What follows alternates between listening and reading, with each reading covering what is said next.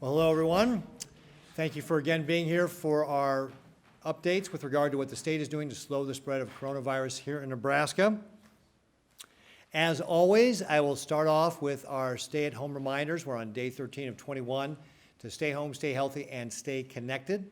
And of course, we've got our rules here, our 6 rules for doing that. First, stay home. Don't take unnecessary trips outside your household. 2, work. But work from home if you can, and if you're going to the workplace, do the appropriate social distancing, like staying 6 feet away from each other. Shop, but shop alone. Go once a week, have a list, be prepared, get in, get out, and don't take the whole family. Then 4, help kids socially distance. Avoid playgrounds and large group sports. 5 is help seniors.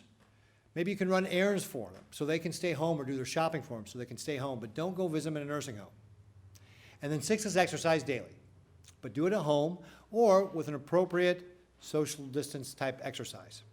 So again, follow our 6 rules to stay home, keep Nebraska healthy. Now, also yesterday I talked about our new testing program called Test Nebraska. We have a website up there, testnebraska.com. And as of this morning, we had just under 20,000 people who had registered. And one of the questions we got was, well, even if I'm not feeling bad, should I go ahead and register? And the answer is yes, please do. This helps us to be able to see what people are interested in maybe getting testing down the road and collecting that data. And if that status changes, you can always go into the profile and update your profile and say, hey, I've got symptoms now, and so forth. And of course, that would bump you up on the list to be able to get tested. But it really helps us at the state get a complete picture of what's going on around the state. So please go get assessed at testnebraska.com. And we've got a little bit of a friendly competition going here with Iowa. Iowa is ahead of us right now with the number of people getting registered. So we can't fall behind Iowa. So please, Nebraskans, go get registered on testnebraska.com. And then once you do, go challenge 5 of your friends to do it. They can use the hashtag TestNebraskaChallenge, and we can use social media, and it's spreading virally on social media to fight the virus here in our state, right? All right, so we can use going viral on social media to fight the virus here in Nebraska. So go out and challenge 5 other people once you've completed the assessment. It takes 5 minutes.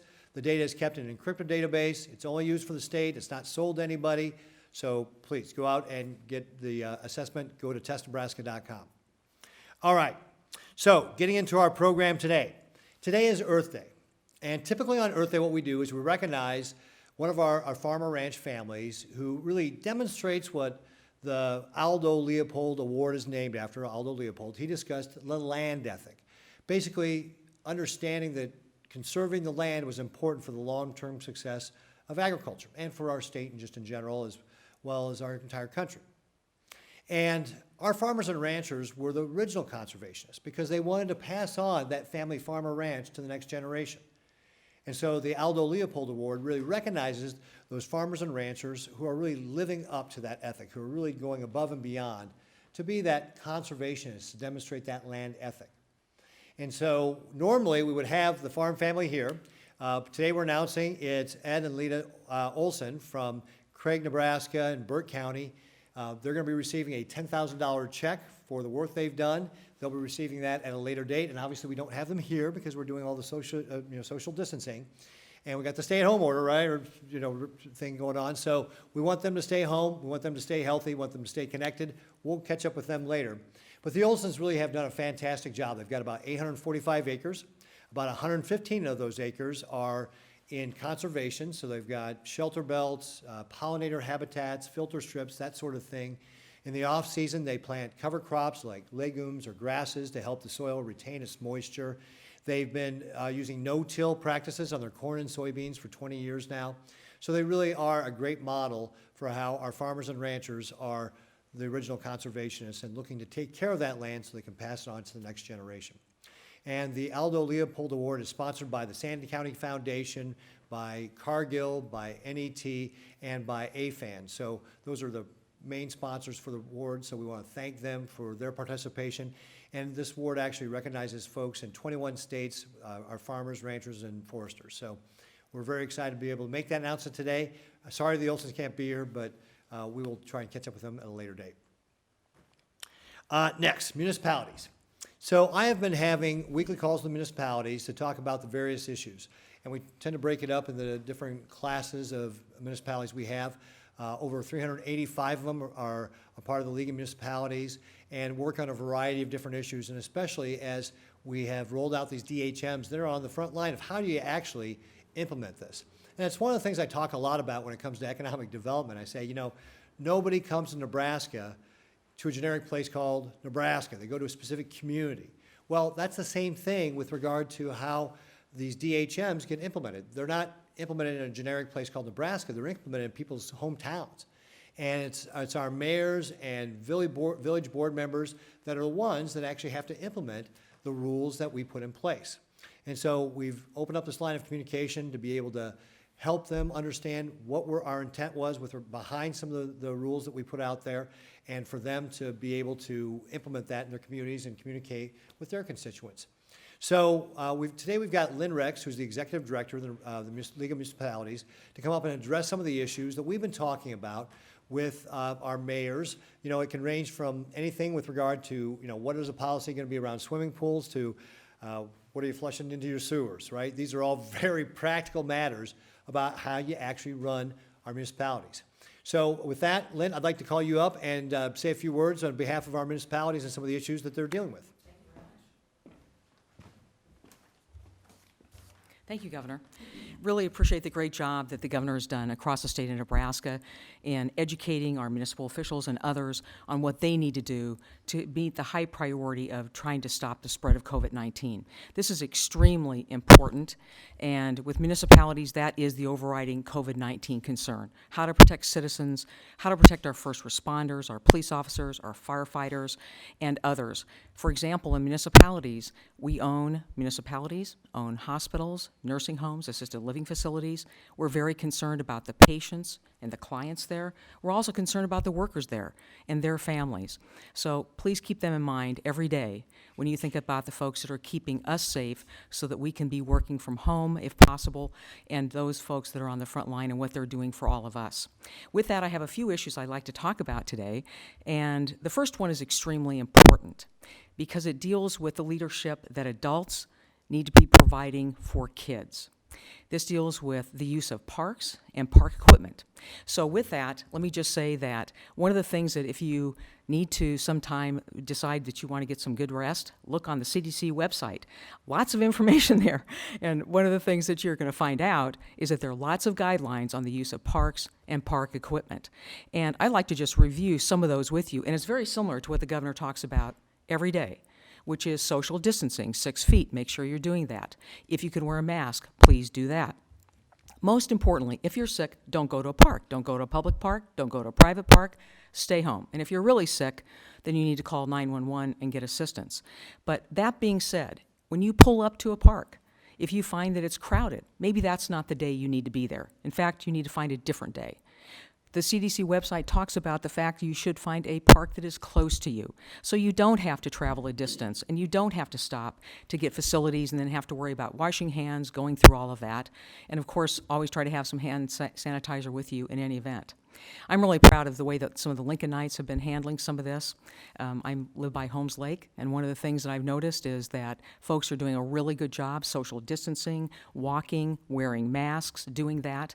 But every once in a while, you will see something that is very disconcerting, and this gets to the use of playground equipment.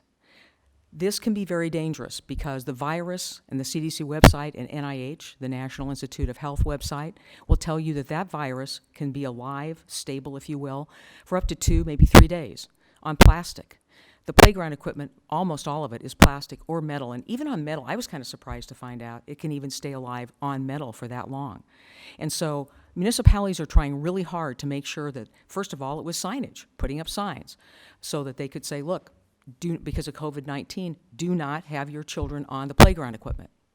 And it's very disconcerting to find out that that was not enough. Some parents thought it didn't matter. They were going to let their kids do it anyway. And so then municipalities have been basically taking crime, it's really like the yellow crime tape. It almost looks like a crime scene because they're wrapping up the playground equipment. We understand that at least in one municipality, somebody decided to cut the tape so their kid could actually play on the playground equipment, knowing that there was a sign there saying, please don't do this. You know, COVID-19, this virus is there, don't do it. Not just to protect your child, but your family, and of course all of us too. The city of Lincoln has put up kind of orange fencing around their parks, around their playground equipment. Swings are being removed from the swing sets. Folks are really trying hard to protect your kids, and as adults, and even teenagers, if you're taking your younger siblings, make sure that you're setting the example and not doing that, because it really is a safety issue. Dave Boss is the loss control manager for the League Association of Risk Management, and he will soon be our executive director. And one of the things that he said the other day when we were talking about swimming pools and all those kinds of issues that relate to swimming pools was, you know, this is really whether it's parks, swimming pools, you name it. Those are wonderful. We love them. We've got great parks in Nebraska, state parks, local parks. And one of the things that we need to keep in mind is that's a quality of life issue. COVID-19 is a quantity of life issue. It's a life or death issue. We need to be cognizant of that, and we need to understand the importance of this. So again, really appreciate those of you that are taking time to comply. Unfortunately, in Omaha, as we know from reading the World Herald, the mayor of Omaha did her job by closing parks when they found out that coaches were taking teams there to practice. And when the governor had the DHM basically saying schools are not going to be in session with students there in school buildings, it was to protect everyone.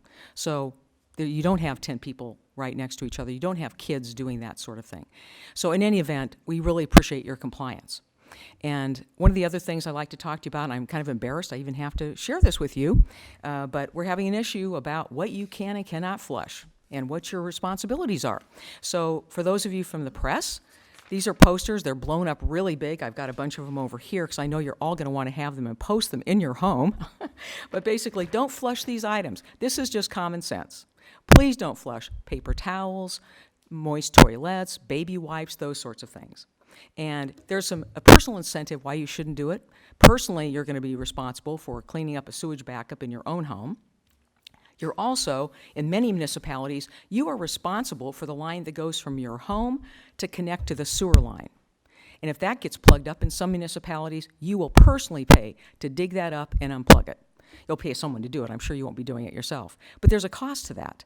And also, obviously, you're not being a very good neighbor. And there's all kinds of other implications. But what our municipal officials are having to do in many cities, you will go there, and this will be in grocery stores. This will be scattered throughout the municipality so that people are reminded. They're much bigger than this, of course. But people are reminded, please don't do this. And I realize with COVID-19, there's been a toilet paper shortage.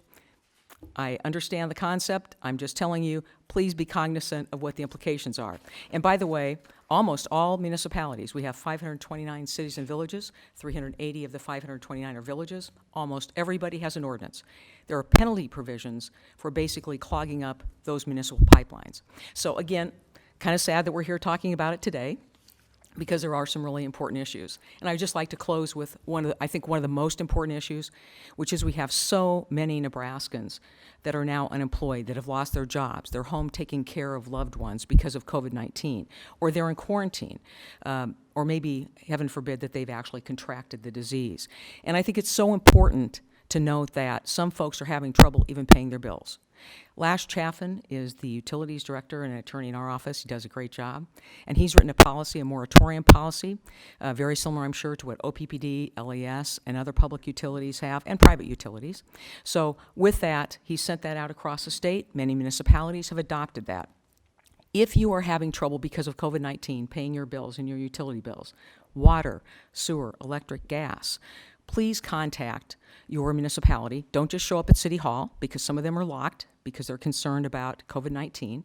So call, make a contact, and they will get back to you, or someone will be there working remotely and connect with you to tell you, basically tell us how this is COVID-19 related, that you cannot pay your bills. You still owe them, but we will give a moratorium on a payment period. And we will also probably send you something so that you can have a commitment to have a payment plan that works for you down the road. So I think this is such an unprecedented time, and all of us are working hard to be compassionate toward others that are struggling, and we have so many Nebraskans that are. So if you are one of those Nebraskans, do not hesitate to contact City Hall and have that kind of discussion, or your village board. So again, appreciate everybody, what everyone's doing. Really appreciate the governor's leadership. As he said, he meets with municipal officials once a week, maybe every other week now, to talk to our various classes of municipalities and answer their questions. And it has just been phenomenal for our folks all across the state. And I want to say especially in western Nebraska, because that gives them a connection and also keeps them informed in real time. So they're not just hearing from what's happening in Colorado, they're hearing directly from our leader on this important issue. And I also just want to put this out there too, because every once in a while I hear about, oh my gosh, your state does not have, I even get contacted once by one of the national press associations about, oh my gosh, your state doesn't have a shelter-at-home policy. I'm telling you, for my colleagues, some of those states that have a shelter-at-home policy, it's a non-event. Because when they're allowed to have unlimited people at funerals, weddings, everything else, may make people feel good for a while, but it is the spread of COVID-19. And our strategic way, I say ours, the governor's strategic way of rolling this out with the leaders and using UNMC and Dr. Antoine and others, I think this is just extremely important, the way the state of Nebraska has done it and strategically done it so people understand the concepts and are complying. So with that, again, Governor, thank you very much for allowing me to come here. And again, for those of you that want it, we have plenty of these, and feel free to take them. So, and it's also on the alarmpool.org website, and feel free to print them out. And again, please, adults and teenagers with younger siblings, please take advantage of the opportunity to maybe take your brother or sister or your son or daughter, grandkids, for a walk in a park. Socially distancing, no more than 10 people. Please stay off the playground equipment. That is so very important. Thank you very much. Great, thank you very much, Lynn. Appreciate you coming here. And again, you know, our mayors, our village board members, city council members, they're all dealing with very practical things about how you run their municipality, and especially when you're going through this emergency, there's a lot of questions. So I really appreciate the work that you've done to be able to open up that line of communication so we can be able to get that communication going back and forth. So thanks for being here today. And also, I know we were talking about swimming pools. The Nebraska Department of Environment and Energy has put out, April 15th, put out a guideline with regard to pools and the 10-person rule. And as we update our DHMs, we'll be doing that more on swimming pools as well. I know a lot of people, again, practical thing people are very concerned about. So thank you very much. All right, so we'll go ahead and get into questions now. So from Dave Driesen from the Sioux City Journal, a worker at the Tyson plant in Dakota City died Saturday from COVID-19. Certainly express our condolences to the family there. The first death of the virus in the metro Sioux City. The number of positive tests in Dakota County now exceeds 115. I think it's actually more than that. And all occurring with the last 10 days. The number of cases in neighboring Woodbury County also has spiked in recent days. To what degree is the outbreak linked to the Tyson plant? So I think one of the things that's important to know about our food processors is they're often the largest employer in their communities, but you can't necessarily link it back to the specific place of employment, especially as we're talking about what's going on with our food processors. They've been taking many of the steps to socially distance in an environment that admittedly is very difficult to socially distance. But for example, I believe in Fremont with regard to the poultry facility there, what Lincoln Premium Poultry do is actually almost building tents around some of the individual workers for them to be able to do their job. So they're really taking steps to be able to do that social distancing, taking the temperature of people that is coming into the facility, people wearing masks, sanitizing everything, putting up plexiglass in between workstations and around places where you can eat lunch, so you're almost like eating in a phone booth and that sort of thing. So I know our food processors are working very hard to socially distance. But we also remember that the folks are only there about a third of their day, and they're spending 2/3 of the day outside the facility. And just, for example, one of the spreads of coronavirus in Fremont actually came from somebody who lives in Fremont, but over the Easter holiday went to Grand Island, picked up the virus, and brought it back. So that's an example, again, had nothing to do with any employer, had to do with that community spread. So you can't really link specifically what's going on, separate specifically what's going on in the plant from the community, that really is a complete package. And that's really how we're treating it, again, with regard to trying to do communication, yes, working with the food processors, but also you're going to see more of our communication working on trying to reach the families and make sure there's social distancing at home. And the reason for our Spanish language broadcast last night for our press conference was to really focus on how do we reach out to communities where English is not the first language. So we've got to continue to work on doing a better job on that, and that's what we'll continue to do as well. But we need folks to be able to do social distancing, the whole time, not just when they're at work, but also when they're at home. Grant Schulte, Associated Press. Utah recently purchased 200,000 treatments of hydroxychloroquine. Has Nebraska bought any? And we have not, so I'm not going to go into the rest of your questions because they were all related whether or not we've done that. Again, that's a treatment that I believe is being tested, though I can't give you any specifics about where it's being tested. I've just read some news reports that said it may be being tested around the country. I know that we do have some tests going on at UNMC with regard to antiviral treatments, but I'd refer you to them with regard to what those are because I'm not familiar with the specifics. And then anyway, but it's just being tested. It's not a proven, to be effective, though anecdotally there are people who it may have helped. It is one of those things that still has to go through testing. Nick Montenegro, I'm sorry, Nick, for butchering your name there, KETV, with the planned easing of some directed health measures, where does that leave business like salons? Will they be allowed to reopen May 4th as well, or will they have to wait longer? We are working right now on the updated directed health measures for Douglas, Sarpy, and Cass. Theirs expires April 30th. Obviously, we've got Lancaster and some other counties that go May 6th, and some other counties May 11th. So our team is working with regard to getting those updated for what we will be doing in May. So I would say stay tuned. We're still working through that process with the various parties that are concerned. Dave Schroeder, KRVN.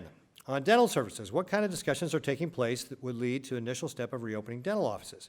For example, any opening date and under what conditions would the dental offices be open? So dental offices are covered by the announcement we made earlier this week with regard to elective surgery. So when we prohibited elective surgeries, we included dental offices and veterinarian services in that. And when we announced that May 4th, hospitals will be able to do elective surgeries, that also includes dental offices will be able to open starting May 4th. So now I believe the Dental Association is working on guidelines for how to do that.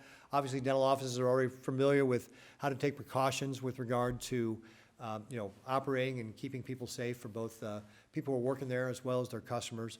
And the Dental Association is working on some additional guidelines under this pandemic for dentists as well. So I would say, stay tuned for that. And again, you'll see some changes for how those dental offices open and under what they'll have to do to be able to be open safely. From Reese Ristow at the Omaha World Herald, what percentage of the state's population would you ultimately like to test? Would the goal be 100%? So we have purchased 540,000 tests, so you can get the idea that's about a quarter of the population through our Test Nebraska program, plus on top of what we're already doing. It is not necessary to test 100% of people. What we really want to do, and again, if you want to think about this, what we've done to slow the spread of virus here in Nebraska is quarantine the entire state. What we want to transition to is really focusing on the people who are impacted by the virus.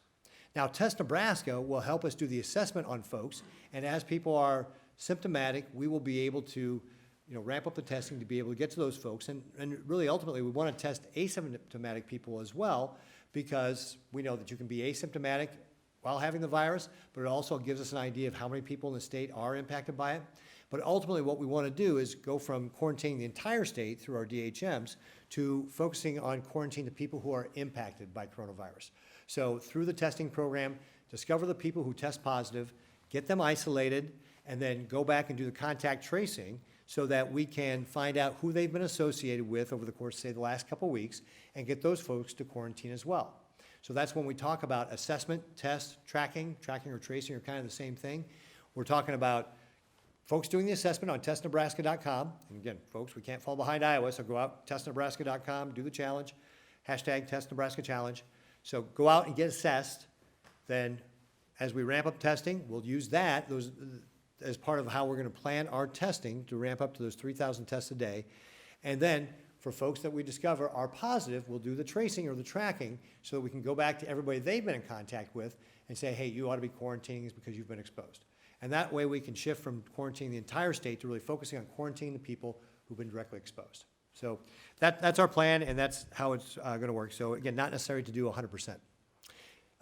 Taylor Gage. Taylor, do you have questions that were texted in? Yes, Alexander Stone has two questions. One is, what kind of tests will be used in the Test Nebraska Challenge? Are they the quick tests that are not as accurate? Alexander Stone has two questions. First of all, what kind of tests will be used in the Test Nebraska program? So we're going to be setting up a PCR machine. That's the polymerase chain reaction machine. This is the one that tests the antigen. It is not the fast test. It still will take about 24, 48 hours to get those tests processed and turned around. But then we'll be able, again, because we've got your information on the Test Nebraska website, we'll be able to respond directly back to you with what the results of those tests are. She also asks, are state dollars or CARES Act dollars being used for this? And then the question was, are state dollars or CARES Act dollars being used for that? CARES Act being the federal dollars, and we're going to be using the federal dollars to be able to pay for this.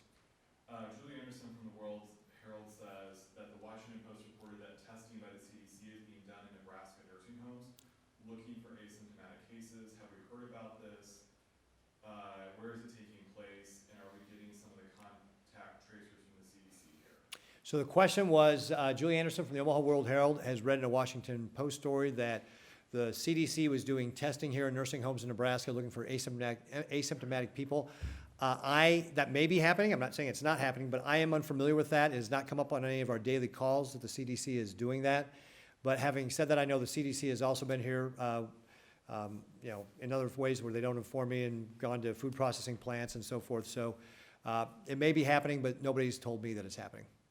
William Padmore with Callahan says that North Sioux City says it's going to hold a dirt racing event with 700 people. Are we concerned about a public event of that size so close to Nebraska? So Bill Padmore says that North Sioux City is planning on holding an event with 700 people at a racing event. And are we concerned about a racing event with 700 people so close to Nebraska? This is the first I've heard of it, so we'll have to dig into it and kind of find out what's all going on and make sure we know all the facts and circumstances. Kristen Whitman from Fox 42 in Omaha has three questions about the test assessment data. She wants to know if we know when the So Kristen Whitman, Fox 42, three questions. when will the data collected from the assessment be destroyed? Are there policies around that? And what can you tell people that are concerned about data mining? So the question was about the data that we have. We talked about this yesterday. The data will be kept in an encrypted database, that it will only be for state use, so none of the data will be sold to anybody or anything like that. And at the current time, we haven't made plans for how that data will be destroyed because we expect to be using that data for at least the balance of this year. So as this is a program we're just getting up and running, and we don't know about how the virus will continue to spread in our state over the next couple weeks, much less the rest of the year, we really haven't made any plans to be able to destroy that data. But you can be assured that anybody who fills that out, I put my information in there. Your information is going to be secure. It's going to be encrypted. It's not going to be sold off to be used by anybody. It's only going to be used for the state purposes of helping us plan how do we do our response back for the coronavirus. And then, again, prioritizing people who are going to get the testing as we get the testing up and running.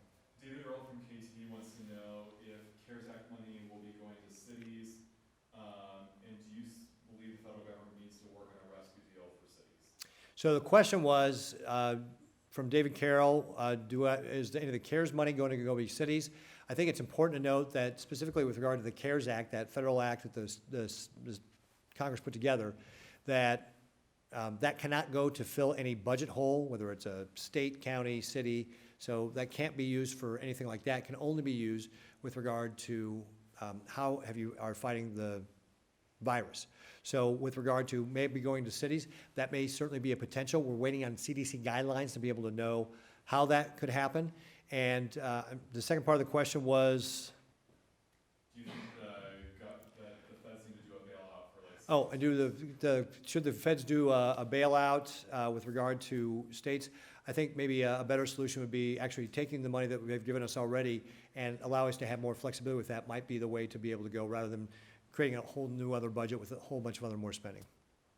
Jackie from KNOP wants to know, there's the IHME model is suggesting that states may need to wait more than a month before businesses can return to normal operations. What do you think of that? So, I'm sorry, who is asking that question? Jackie from KNOV. Jackie KNOV is asking, hey, the IHME model is suggesting states may need to wait more than a month with regard to when they could start reopening. And I think we should remember, and this is one of the things Dr. Ali Khan said on one of our NET broadcasts, models such as the IHME one are not predictive. They're just to help you think about how you want to respond to the virus. And what we have to do here in Nebraska is put together a plan that is appropriate for Nebraska. And that's what we're doing. We're putting together a plan that we rolled out the restrictions, not all at once in a statewide basis, but tried to tailor it to different sections of the state as we saw that community spread. We're going to do the same thing as we think about loosening some of these restrictions and doing it in a way that makes sense for Nebraska based upon the data we have about how the virus is spreading and specifically about how it's impacting our healthcare system. At the end of the day, this is all about making sure that any person who needs to have a hospital bed, an intensive care unit bed, or a ventilator can get access to it when they need it. And so that's what all of our planning is about, is making sure that we have that access for that person when they need it. And we've been able to manage it to do that. And so when we think about, for example, the elective surgeries and how we said hospitals could start doing that May 4th, we said you can do that, but you have to have 30% of your hospital beds available, 30% of your ICU beds available, 30% of your ventilators available, and 2 weeks worth of PPE, that personal protective equipment, on site. And if you've met those criteria, then you can do elective surgeries. And again, what that really gets at to is then, do you have the capability to handle people coming in who need that hospital bed because they've got coronavirus? So that's the way we're going to continue to manage it. Again, IHME is a model. There's other models out there, like Dr. Khan's put together a model. But as Dr. Khan himself will tell you, it's not predictive. It's a way to think about how you want to respond to the virus. Brian from WWT says, with dentists expecting to resume operations on May 4th, what can you say to patients who are concerned? So Brian from WWT says, hey, with dentists set to be able to open on May 4th, what can you say to people who may be concerned? I'd say reach out to your dentist and talk to them about what steps they're taking personally.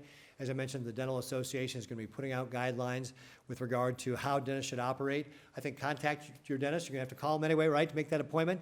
Just ask them to walk through what they're planning on doing to be able to make sure that you're staying safe and the hygienist is staying safe. That's all I have for now. All right, great. So questions from in-house here. Martha.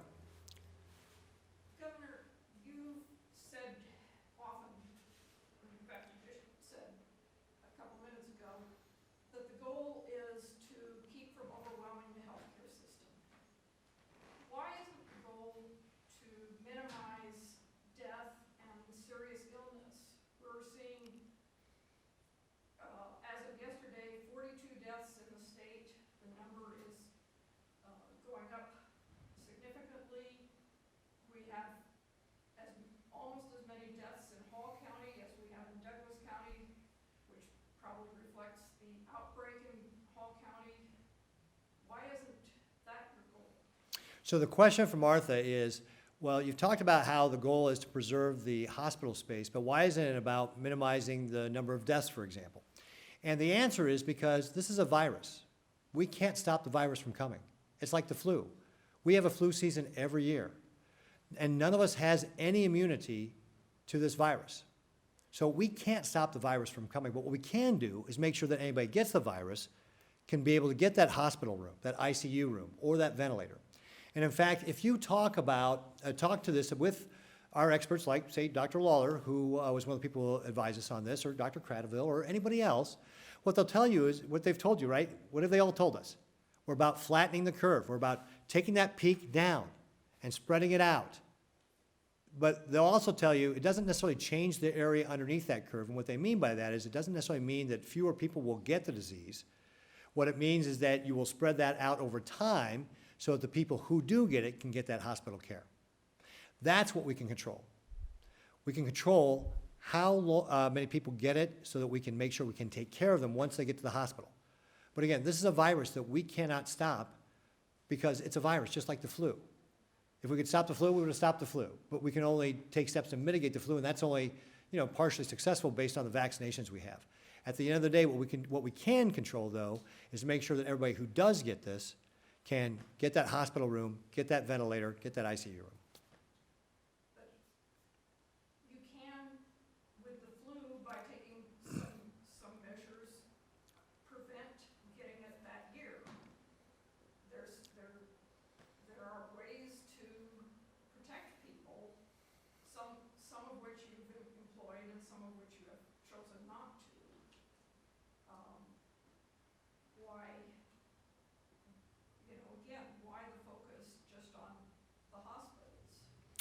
So the question was, well, there are some ways that you can prevent the flu, like vaccinations or antiviral drugs. And the fact of the matter is, there aren't any of those right now for the coronavirus. So the kinds of steps you could take during flu season, which again, aren't 100%, right? People still get the flu. And by the way, we have people die from the flu every year in this country. The 17-18 year, 60,000 people died of the flu in this country, which is still way more than have died of coronavirus in our country to this point. So again, we can't stop things like viruses from happening until we can start mitigating them with things like vaccinations, and even those aren't going to be 100%. What we can do, though, is make sure that everybody who gets the disease can be treated in a hospital bed, in an ICU bed, with a ventilator, if that's what they need. That's what we can control, and that's what we're focused on. Question for Lynn Rex. Lynn, you're up. Yes. You said that somebody in your office had drafted a policy on utility shutoffs, but is that voluntary for municipalities, and what percentage of the state's population lives in a place where they are exempt from utility shutoffs? The question was basically someone from the league office. His name is Lash Chaffin. He's a lawyer. He's the head of our utilities section and our utilities section director. And your question was, when he sent out the policy, how many municipalities have adopted it? What percentage of Nebraska's population does that cover? The latter part I can't answer. What I can tell you is that Lash has received feedback that many of our municipalities have in fact adopted it.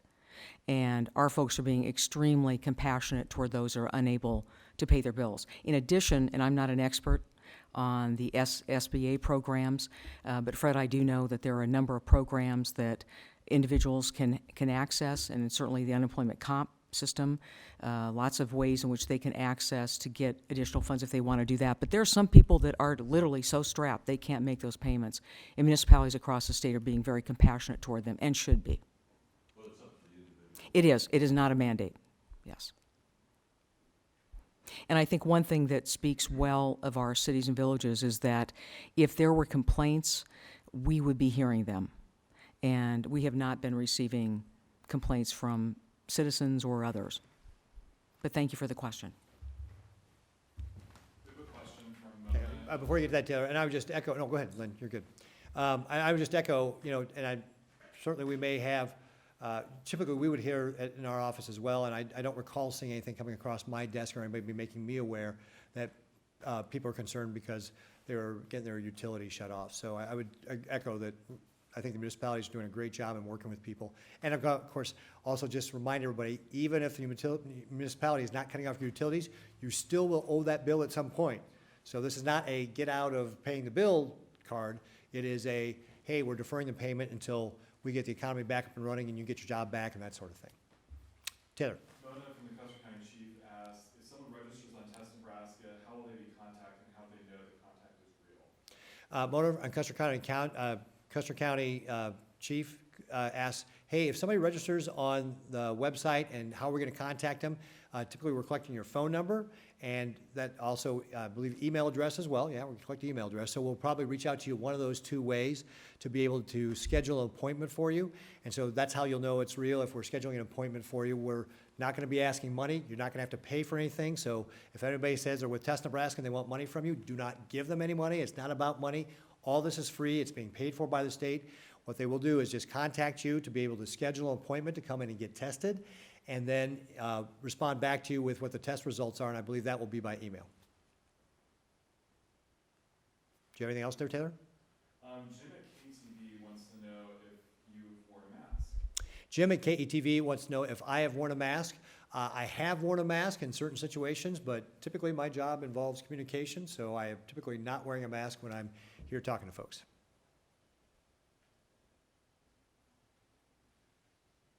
Is that it? Okay. Other questions for him? Yeah.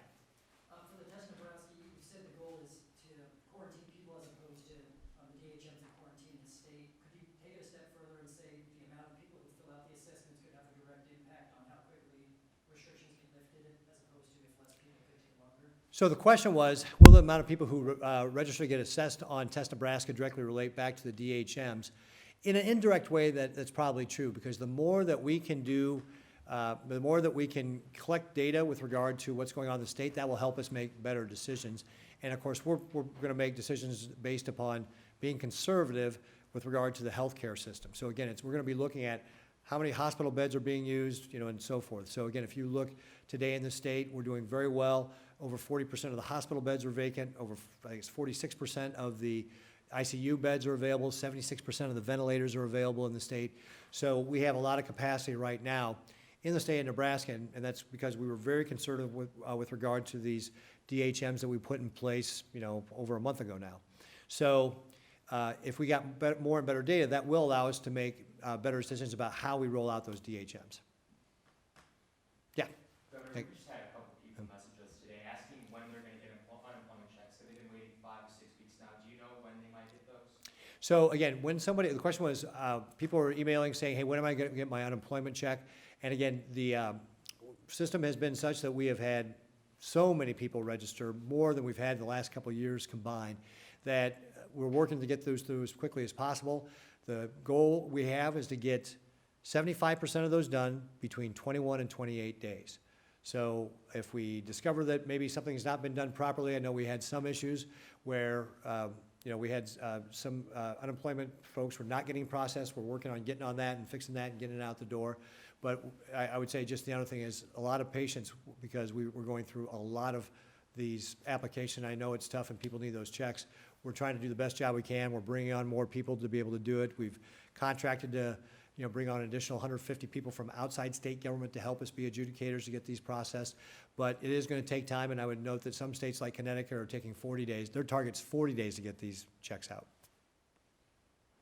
Yeah, Fred.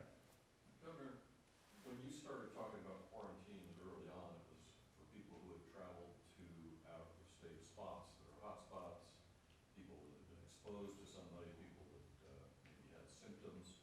Now you're saying the whole state is quarantined. Can you explain the difference in terminology there? Oh, so when Fred asked, I've said the whole state's quarantined. I guess what I'm using is just kind of a broad analogy. If you think about it, when we do a statewide DHM, like the 10-person rule, that's that's a kind of a quarantine on the entire state. Everybody's got to obey that. What we want to do is really focus that down and loosen up those broad restrictions to really focus more specifically on the people who have been directly impacted. And again, it gets back to really focusing as we can do more testing and as we broaden this out, we'll have better data to be able to do that will allow us to actually focus in more on the people who are specifically been impacted. So I guess I use that as a broad analogy if you want to think about that 10-person rule that's statewide here in the state. Lee. A week ago or a few weeks ago, I don't know at this point, you had talked about how health departments are putting applications for PPE that was to be distributed. Do you have any updates on how much you guys have obtained and how much has been distributed, and the number of people that you just said we don't have enough for? So the question was, we've been working on PPE. Health departments have been getting it distributed. Where are we with regard to that? Do I have any numbers? I don't have any numbers off the top of my head. I know that we have been receiving things like, N95 masks and surgical masks, and we've got millions of gloves and all that sort of stuff. But we can get that data for you and get that out to you. There's daily calls with regard to all the public health districts, and when people are running short on PPE, they can flag it on that call. We also, get daily updates on how many people are requesting PPE and so forth. So, but as far as what we've actually distributed, I don't know off the top of my head, but Taylor can take that as a to-do to follow up with you with regard to what that number is. But there is that process happening actively where health departments are in application and you guys are in distribution. Yeah, absolutely. So the process itself is very active where health departments make requests to us and we distribute out to them. Martha. Since yesterday, have there been any plans made for assessment and testing of people who do not have access to a computer, internet, smartphone? So the question was, the issue was surfaced yesterday that if I don't have access to the internet or the smartphone, or if I don't have an email address, how am I going to be able to get tested? And since yesterday, have we put any plans in place? And the answer is no. Again, that issue just surfaced yesterday. Again, we're not trying to let the perfect be the enemy of the good here. We still got, 20,000 people out of a state of 1.934 million, access the site as of this morning. So We still got lots of potential out there for people who do have access to those things to be able to get on the assessment. It's gonna be 10 days before we actually even get testing up and running. So we're gonna be looking at some of those alternatives, but we didn't want the perfect to be the enemy of the good here. We wanted to get something out that, an 80% solution to be able to help people get on board. That's what we wanted to focus on rather than waiting for a perfect answer.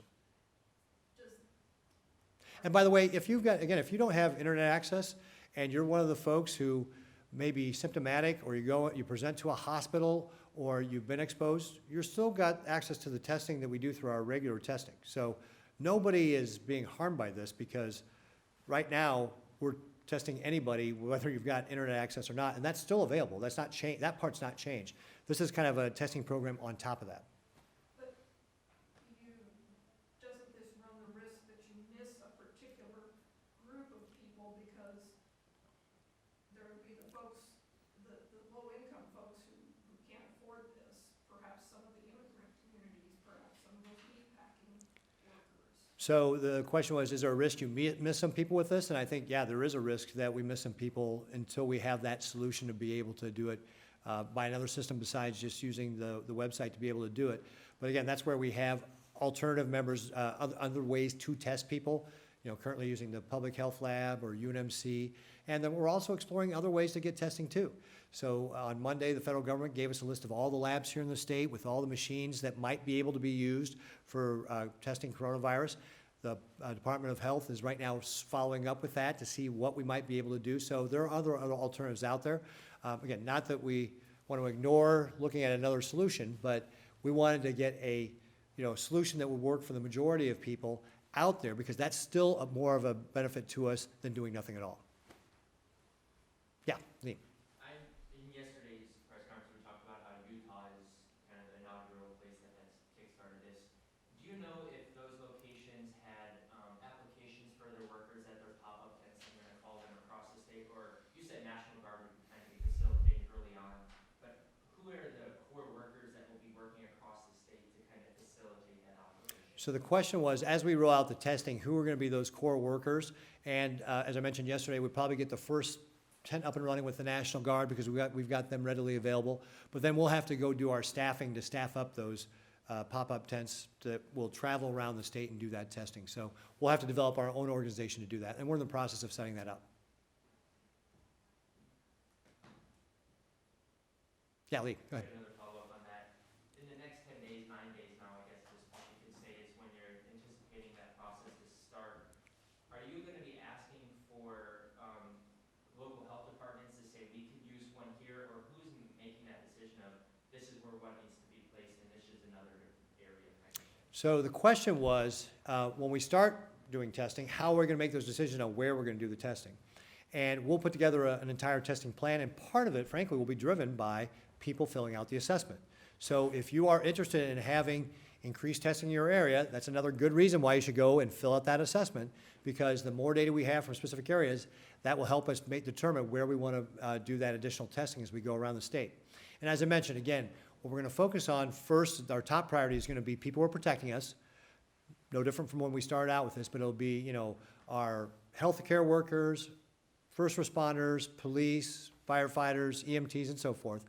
Then highly symptomatic people, and then we'll roll into less symptomatic people, and then as we have capacity, asymptomatic people, so that we can get a broad section of data with regard to how is the virus spreading in our state, where is it heavy, concentrated, how is it impacting people. So again, if you think you want to have this testing in your area, it's another great reason to go ahead and go to testnebraska.com and fill out the assessment.